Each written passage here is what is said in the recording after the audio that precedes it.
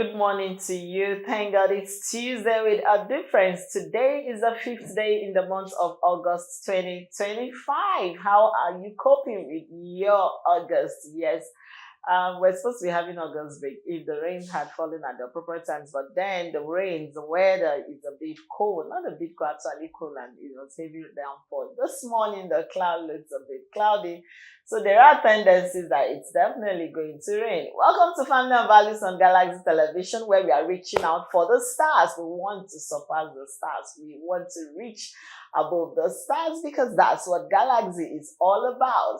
Family and Value is a show that runs Mondays to Fridays, 9 a.m. to 10 a.m. Just like when you screen this beautiful morning, it's time to tell somebody that Family and Value is up again. Yes, today is Tuesday with a difference.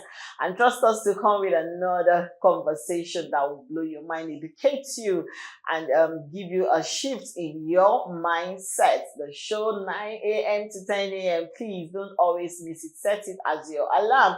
We are streaming on Facebook. You can join us on our YouTube page. Download the Galaxy mobile app so that you can watch us on the go. A very big shout out to our Star Times family. We love you. We celebrate you. We see all that you're doing, the comment, the messages, everything. We are celebrating you. Alright, if you're wondering what this pretty face looks like, my name is Princess Joy Ayo Abu. My identity. My name is my identity. What's your identity? We'll talk about identification here on the show. So you understand when we talk about identity, what do you stand for? What do you represent? Alright, today on the holiday tips for parents.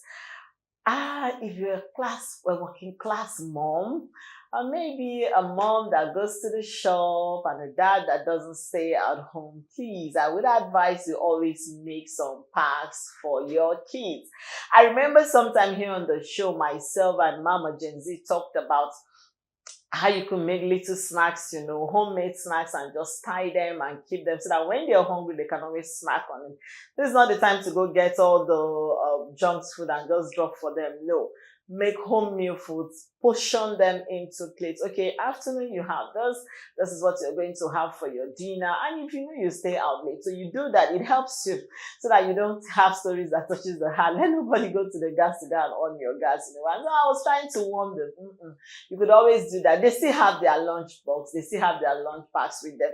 Still make use of it. Put foods in there. The way they carry it to school, that is how you put it for them. So that when you are at work, you're having a peace of mind. Yesterday I went to a friend's place where she's actually working, and the calls were coming in. Mommy, this one beats me. Mommy, she's a banker, and she was like, can you please stop? I'm working. And I was smiling.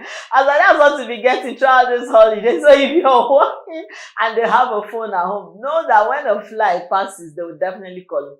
But don't let that become a distraction to you. So to everyone celebrating in the month of August, we are celebrating with you. You can always send in your celebration, shout out messages to your loved ones, your father, your brother, your colleagues, anyone you want to send a shout out to, a birthday shout out. And to those who are having remembrance, we are also celebrating with you.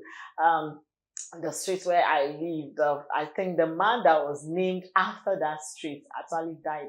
He died in June thereabout, towards the end of the. I know they've been celebrating and doing his wake-up. So my condolences are with the family. Yeah, I think it's 60 something. When you lose somebody like that, there's tendency to grieve. So as you're grieving, we are encouraging you here on the show. Okay, somebody was asking me, we didn't see Mama Gen Z yesterday. What happened? Well, Larry AJ is resting, and congratulations to her. Yes, that is our latest deacon. She got ordained. That was on Monday. So please, when you see her, call her Deacon Mama Gen Z. Congratulations to her on that ordination. We are praying that there will be greater heights for you. You'll become a zonal pastor. Don't worry. Mommy Gio, don't worry. The Lord is calling you. So that's the reason why Olori is off for the show. But when she's done, she'll definitely be here to celebrate with us. On that note, let's go now. Minute feature, and when we return, our guest will be joining the conversation this morning. Don't go anywhere. We'll be right back. This conversation is quite interesting. That That's because a lot of parents, most of us were on this ship, sharing room with siblings. Sharing room with siblings. Well, I grew up sharing room with my siblings. I remember it was a 3 bedroom apartment, and all of us, the space. You see that your small corner that they give you, that your corner that you put your things. If anybody by mistake cross it, leave my space alone. Don't cross my space. And then when you want to dress up, you have to wait. If it's the boys, so please excuse me. And then we grew up to girls alone, staying in, when you have all girls staying in one room, all boys, but hey, sharing a room is still sharing a room as long as it's not only you occupying that room. Yes, we've had a lot of issues. I heard something of recent, while I was trying to make findings on this sharing a room, people's opinion. And somebody told me that a close friend of theirs, the kids usually share room, and the boy was older than the girl. So apparently they had a mate some years back that was always molesting the boy without the boy knowing and talking to anybody. So when the younger sister started sleeping in his room, he wake up at night, and be touching her. Until the mom one night, normal random check and cut, man, he said that's what so person used to do to him. So you can imagine if that case was not handled and that boy's orientation changed. Apparently, one day he would have just woken up and had carnal knowledge with the sister. That's how bad it is. We've had stories of siblings making out together, yes, and it's not because they are fighting, because the bond, that room sharing. The truth is, these are opposite sex, so there is the law of attraction that attracts each other to them. So I believe that once they get to that stage of teenage life, try as much as possible to separate them. But well, we can only give our opinion, but only the experts will give us in this direction what they think and their opinion. And this morning we have our very own Oluremi joining us here via Zoom to join this conversation. Good morning to you, please. Can we have Oluremi on our screen this morning? A very good morning to you. Happy New Month. Good morning. Good morning. I love how cool and calm you are this morning, because today's conversation, I don't want to believe parents will be roasted. You will pity the financial economy. But I trust you. Welcome to the show. Thank you for joining us. But before we dive into the conversation, I want to ask, is sharing of room with siblings, like parents sharing room for siblings, is it really a good or a bad idea, especially when there's the opposite sex, the brother and the sister sharing the same room? Is it really a good idea or a bad idea, like for parents generally, as a parent? Okay, my answer is that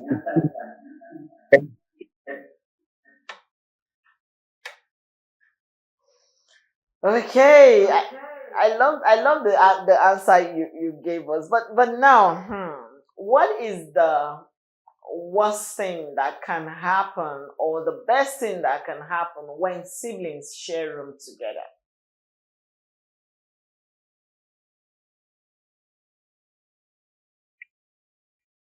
Hello, can you hear me, Oluremi? it has its own, has its own. Yes, I can hear you. Okay, so I said, what is the best thing and the worst thing that can happen It when has its own siblings and it share has the same room? cons.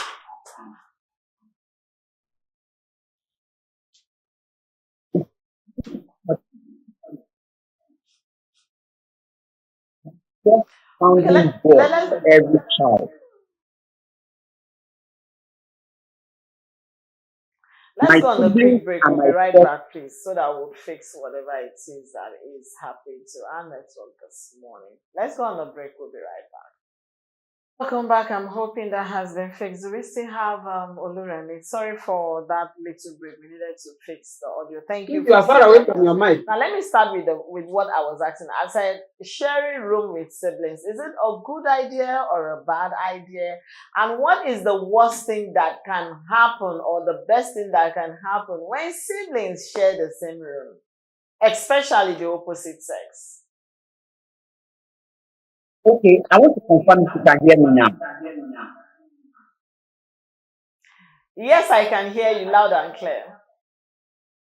Okay, fine. I was saying there is nothing wrong with siblings sharing room, whether sex. The reason is my siblings are my first sounding board of life. They are my guinea pigs, the first people that I would need to use to experiment life. So, how I am able to navigate my siblings will determine how I navigate the society. So, it is absolutely important for siblings to share rooms. Am I still on?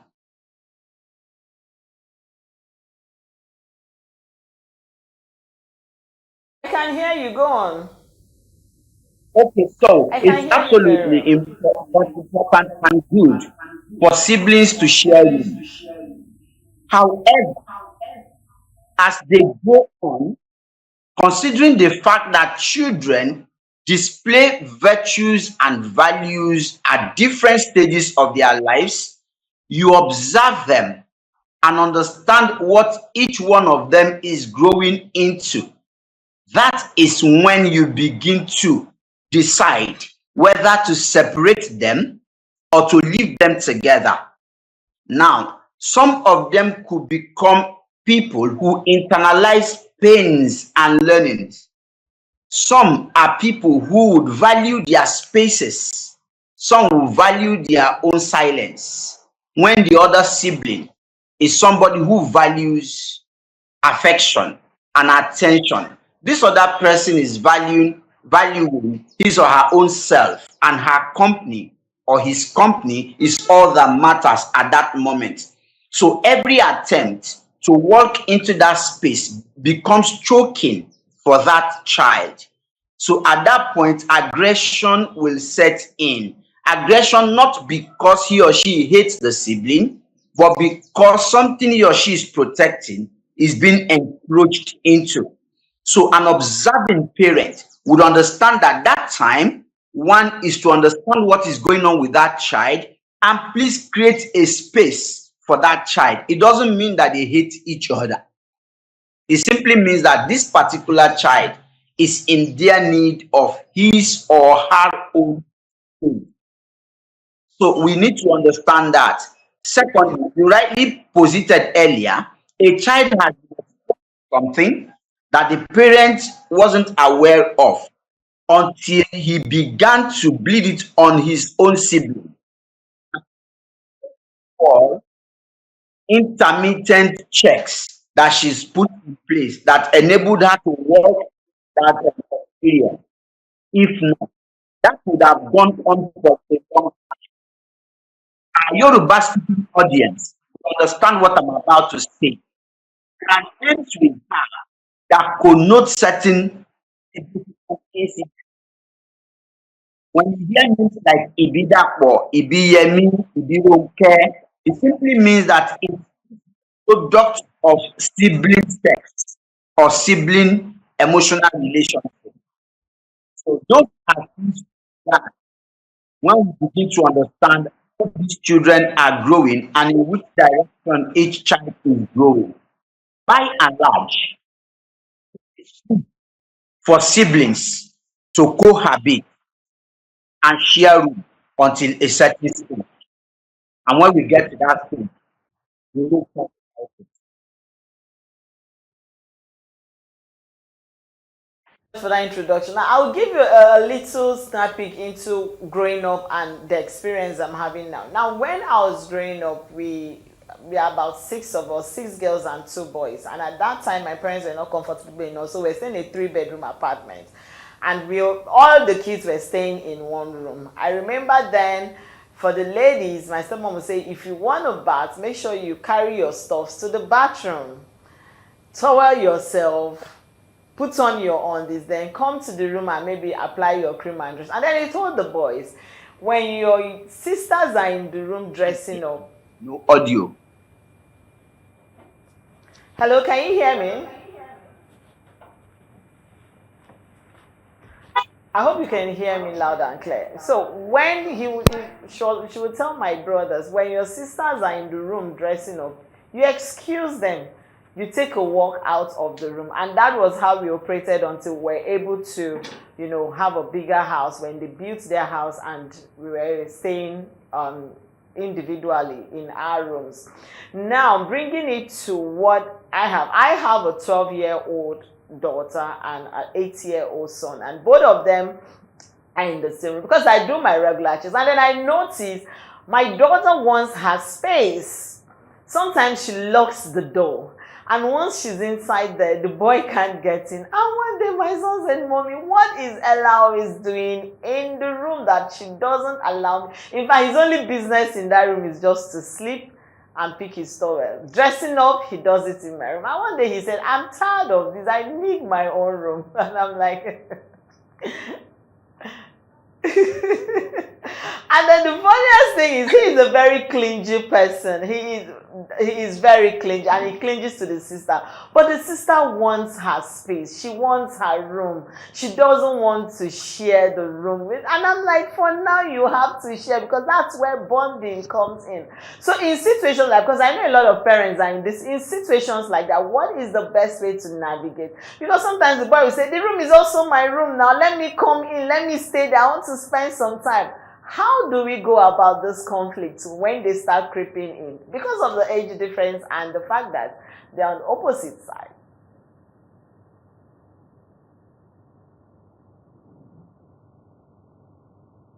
Hello? Remy, can you hear me? Okay, let's go on a break. We'll be right back. I think we are having a clinch of network there. Let's take our word of marble. We'll be right back. Our word of marble says, sibling is the first friend given by nature. Yes, siblings are the first friends given to us by nature, because they are the ones that we communicate with, we talk with, we chat with. My younger sister, we still call ourselves wifey till today. And when I'm chatting with her, I say, wifey, how are you doing? That's because we grew up, having that bond. She was more like my petty, and I always, like, she would always be there, and we were always there. So we grew up calling ourselves wifey. That's how close I am with my younger ones. So you know that when they say sharing room with siblings, they are difficulties, and they are like our guest said, it said it is the time they learn the first society. That is when you learn tolerance. That is when you learn endurance. That is when you learn patience. Yes. And that is when you learn the spirit of empathy. Sometimes you want to sleep and somebody wants to read. Have you had that situation before?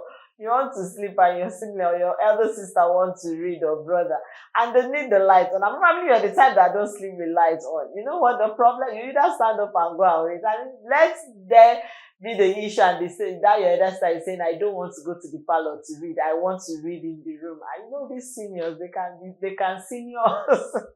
That's the conversation this morning. We are talking about sharing room with siblings. What is it you need to know? Because yes, the economy and lots of parents, children, they are sharing room. Forget that.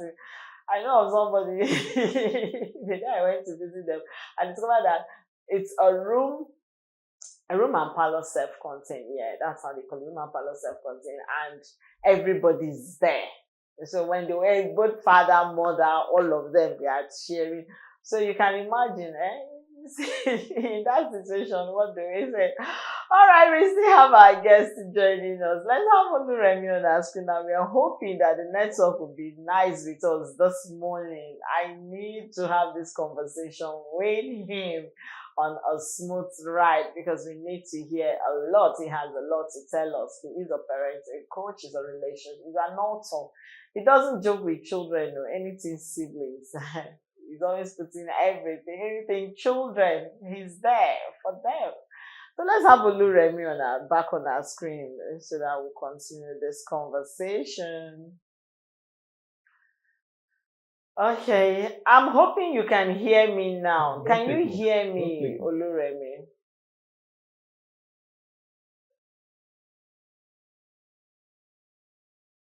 Okay, hopefully he's able to join this conversation. But then, while we are still talking about siblings sharing rooms, we've had stories of molestation among siblings, and sometimes when you look at people that are being molested, it starts from their siblings. Oh, my brother, my cousin.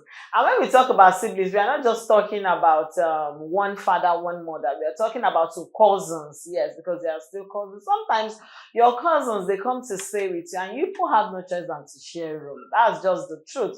I remember I had aunts, I had uncles, I had people come to our house and they would share. I remember then vividly when we have visitors like that, my stepmom would say, okay, this one will stay in this room, this one will stay in this room. That was how she was able to manage herself until we got our own place. So it's not something that just started, it's something that started way back.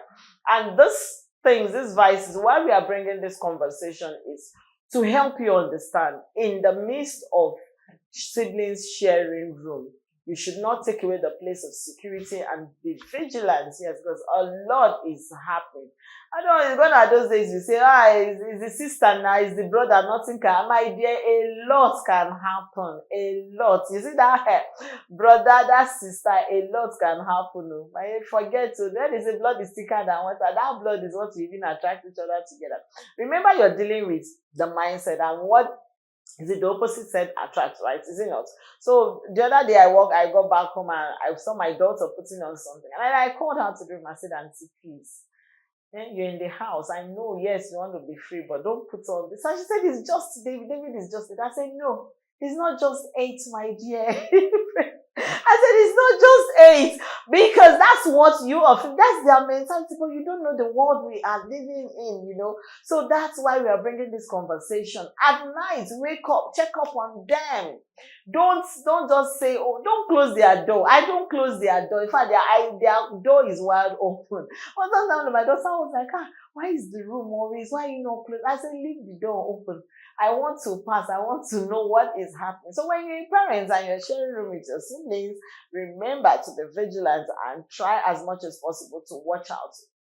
Don't get too carried away with their blood. No, a lot is happening to blood though. All right, I'm hoping that we are having Remy back on our screen this morning. Can we have Remy? And please, hello. Do we still have our guests? Okay. Hello? I am here. Please, okay. Can you hear me? I didn't guys say. Loud and clear. I can hear you. Oh, thank God. Thank goodness. Okay, so now let's take it back. I was giving you a scenario of what is happening at home. I have my 2 kids in one room, and one loves her space. The 12-year-old girl sometimes she locks the door. She wants to be inside. And the boy, he would just go in and he said, leave the room, leave the room. One day he keeps saying, Mommy, is it not my room? Can't I stay in the room too? Why is she always pushing me out? Why is she always sending me out of the room? And I'm like, see, the age difference between both of you is wide. 4 years and 12 years and 8 years. Come on, this girl is going into a teen. She's a preteen. And you are coming from the pre-adolescent stage. You get entering adolescent. So there are definitely that. But what are those values that siblings can learn from each other? Because now my son has learned that once my daughter gets from the bathroom into the room, he knocks and he says, please, can I have my towel or can I have this?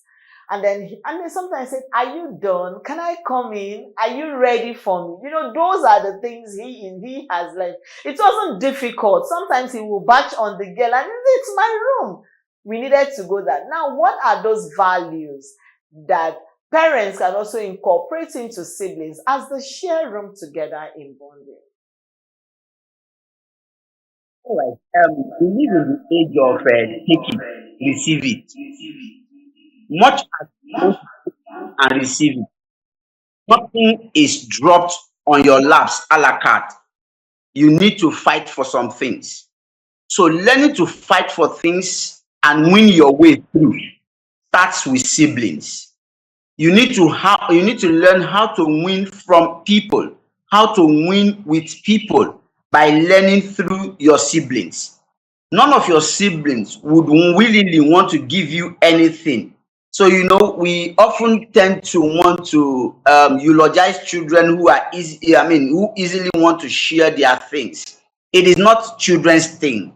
Every child is greedy in nature. They just want to keep things to themselves. But when you want that thing, you need to win the person. You need to, massage the person's feelings and egos for you to get it. So you learn all of these things from your siblings. You learn negotiation by interacting with your siblings. You don't just take anything from them. So everybody wants to own what is his or hers. And for you to have what you know is not yours, you need to negotiate. Okay, what if I give you soup? Will you give me beef? Okay, what if I give you swallow? Will you give me this in return? If I share my breakfast with you, are you going to share your lunch with me? That's an art of negotiation, which is a critical skill in the workplace, even in life itself. So there are so much values to learn from siblings. However, like I said at the beginning, we need to understand their developmental stages. They all don't develop at the same level or the same pace, even if they were to be a set of triplets or quadruplets, as it were. They will not all develop at the same level and stage. You need to observe their developmental stages, understand what level each child is at per time, and that's what will determine the kind of space you're going to give them. Just like the instance you set with your children, one loves her space, which I alluded to at the beginning, and the other one can be one who is up and about. Like when we were growing up, I used to be the up and about person in the family. The other people are just there, and I can sometimes be a pain in their necks.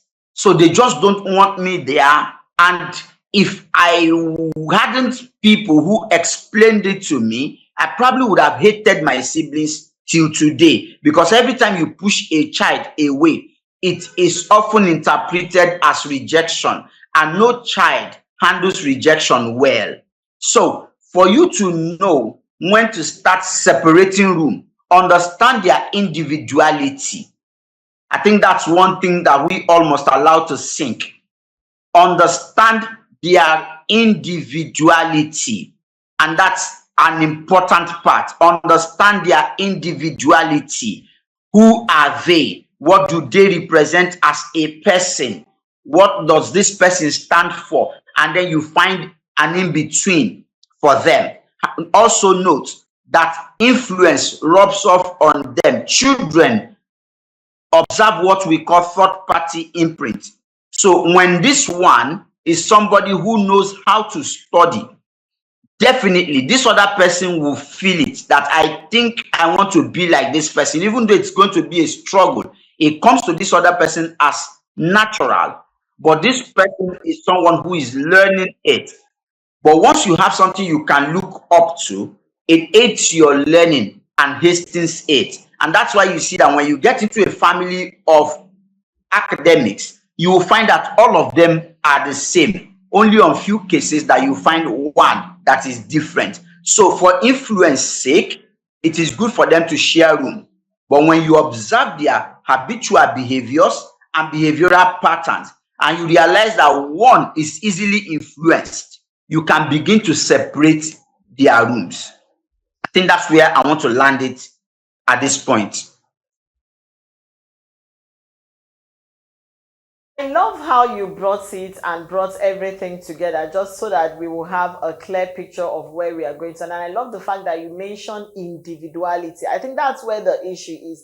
A lot of parents don't know the individuality of their children and when to start separating. It doesn't, you need to give them their corner, their space, and this. Now let's talk about the bond that siblings grow together with in sharing rooms.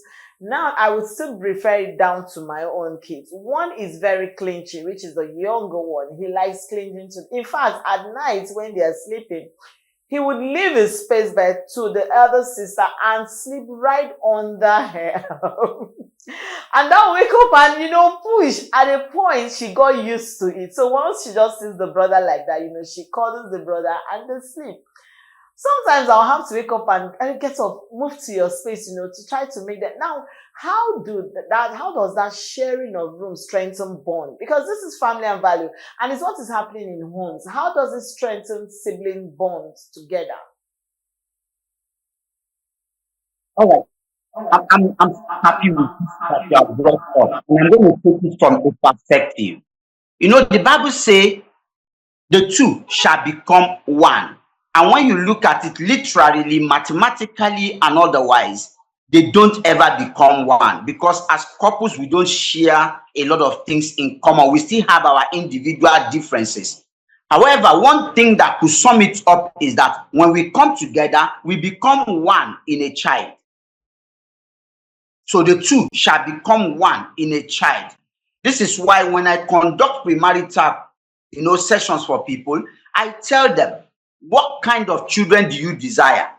Both of you are going to become one in a child. So don't ever tell me that you're thinking your child will look like you but will not look like your spouse. It's a lie.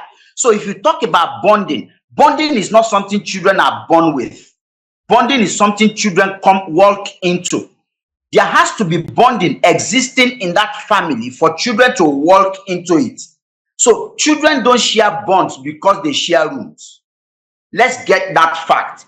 Children would not share bond because they share rooms. There are children who are bonded by trauma because their parents are constantly fighting. So they find comfort in themselves, and that's what has bonded them together.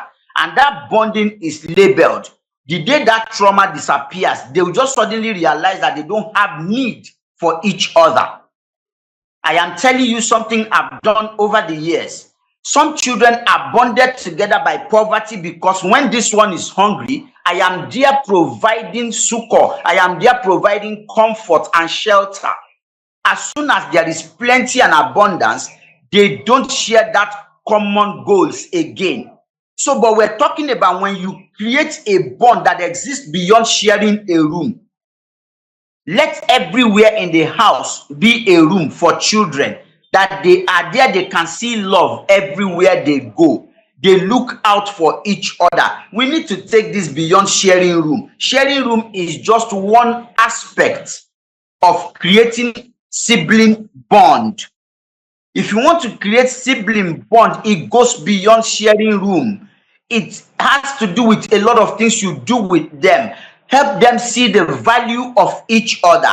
What this one is lacking that this other one has must not be used to scold this other one.